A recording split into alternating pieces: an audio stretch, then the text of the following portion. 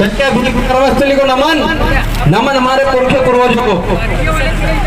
साथियों, ये भाई मुझे कुछ बोलने से रोक नहीं रहे थे, सूचना देने का बोल रहे थे, इसलिए बोल दूं। कोई समझ रहे होंगे कि यार कुछ ज्यादा उल्टा सीधा बोल मत देना करके बोल रहे होंगे। यहाँ पर प्रशासन के लोग मौजूद है, पुलिस प्रशासन है, उनसे निवेदन है कि खरगोन के साथियों ने तय किया है कि 5:30 बजे वो कलेक्टर साहब से यहाँ रूबरू बात करेंगे और उनसे सवाल जवाब करेंगे। तो आप प्रशासन से निवेदन है कि कलेक्टर साहब तक ये सूचना हमारी पहुंचा दीजिएगा। अब मैं अपनी बात शुरू करूंगा। आज हम लोग चमेली बाई के न्याय के लिए आए हैं। सबसे पहले तो आबकारी विभाग और पुलिस प्रशासन ये बताए कि महुए का पेड़ किसका है? हम आदिवासियों का। महुए पेड़ पे जो फूल लगते हैं वो किसके हैं? हम आदिवासियों के। उस फल से दारू बनाता कौन? हम आदिवासी। उसको पीता कौन? हम आदिवासी।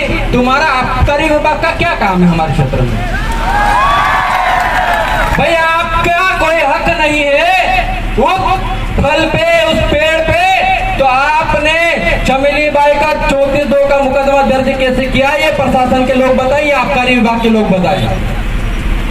हम बार बार मंच से कहते हैं, मुझसे पूर्व वक्ता रामदेव भाई ने कहा, महाराष्ट्र के साथी आए थे, उन्होंने कहा कि आदिवासियों पर सीआरपीसी आईपीसी की कोई भी धारा लागू नहीं होती है।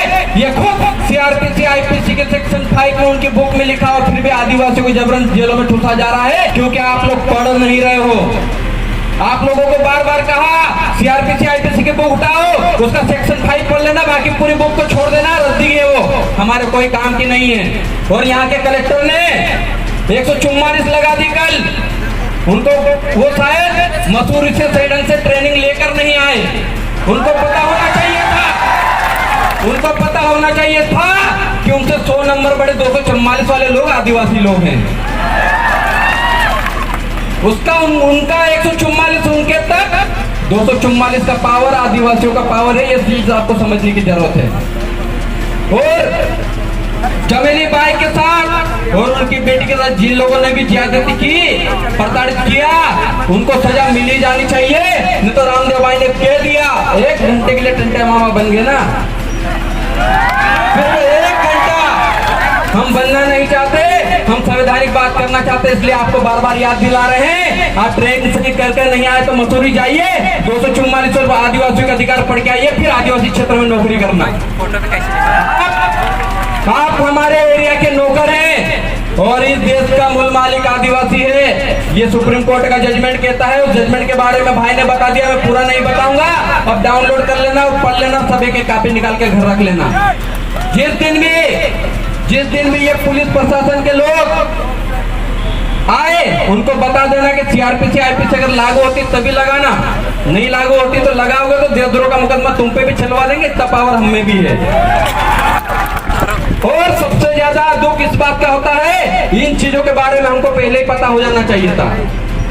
लेकिन हमारे समाज से जो नेता बने, चाहे वो कांग्रेस के हो चाहे बीजेपी के हो, उन्होंने कभी नहीं कहा कि तुम संविधान पढ़ो। उन्होंने बोला बस तुम तो वोट दो और घर जाओ, बैठ जाओ, बाकी कुछ नहीं कहा। अगर संविधान पढ़ा देते ना तो आज पुलिस वाले हमारे घर नहीं घुसते, हमारे गाँव में नहीं घुसते। आज भी हमारी काकड़ होती है, काकड़ के अंदर जिसको हम लोग सीमा, गांव की सीमा कहते हैं, उसके अंदर किसी भी सरकारी व्यक्ति का पावर नहीं है, वहाँ ग्राम सभा का पावर चलता है। लेकिन इसके बावजूद भी वो लोग अंदर आ रहे हैं क्योंकि हमारी कमजोरी के हम पढ़े नहीं। जिस दिन ये कानून की किताब उनके सामने कर दिए, पीछे गाड़ी घुमा के वापस चले जाएंगे। तो ये चीजें पढ़ना शुरू कीजिए।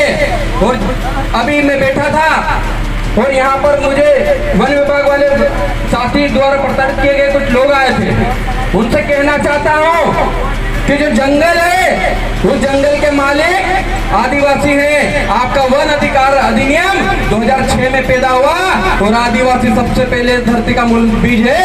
उसको उसकी जमीन से निकालने का काम मत करो। अभी कसरावद में 3 दिन पहले एक आदिवासी भाई को फॉरेस्ट विभाग ने नोटिस दिया मैं वन विभाग से पूछना चाहता हूँ कि उन्होंने नोटिस किस आधार पर दिया? आपको आदिवासी को संरक्षण और सुरक्षा की जिम्मेदारी दी गई है, ना कि उसको उसकी जमीन से बेदखल करने का कहा गया है। इसके बावजूद अगर बेदखली की जाती है, और आज देखो वो भाई अपनी जान गंवा दिया, वो जान आत्मसम्मान में गवाया कि मेरी झोपड़ी को गिरा देंगे, उनकी झोपड़ी को खत्म कर देंगे। आप लोग जाग जाइए, वरना ये लोग अभी धीरे धीरे आदिवासियों को खत्म करने पर लगे हैं। आदिवासी खुद पता नहीं कहां कहां कौन से धर्म में जाने को घुसा हुआ है, और दूसरे लोग आदिवासी बनने पर तुले हुए, क्योंकि उनको पता है कि आदिवासी देश का मालिक है। जिस दिन भी आदिवासी जाग गया, उस दिन इन 92% लोगों को उनके मादरे वतन वापस भिजवा देंगे।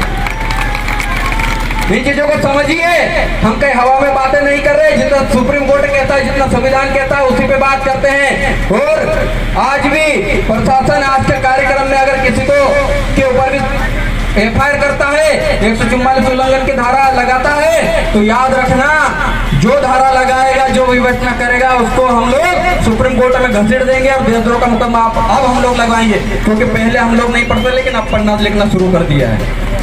हम भी टंटा बिल की औलाद हैं, उनके विचार दिमाग में भी है, दिल में भी है, बस हाथों से कलम को चला रहे हैं। उन टंटा बिल के छोड़े हुए हथियारों को नहीं चला रहे हैं। आज भी घर में है, चलाना हम भूले नहीं, आज भी चला सकते हैं और आज भी उखाड़ के फेंक सकते हैं। इतना ही कहूंगा। आज जिस चमेली बाई के न्याय के लिए आए, उसे न्याय दिला के रहेंगे। खरगोन के साथ लगातार उस चीज पे लगे हुए। हम जब मनावर थे, वहाँ पर हमको बताया तो हम लोगों ने कहा गलत हुआ है, और गलत जहाँ पर होता है वहाँ समाज की एकता दिखनी चाहिए। आज समाज की एकता दिख रही है, बहुत बड़ी ताकत है। आप सभी क्रांतिकारी साथियों को जोहार, जिंदाबाद, जय आदिवासी। लड़ेंगे लड़ेंगे, आदिवासी एकता जिंदाबाद जिंदाबाद जिंदाबाद आदिवासी एकता जिंदाबाद। जिंदाबाद जिंदाबाद। बहुत बहुत धन्यवाद। अगले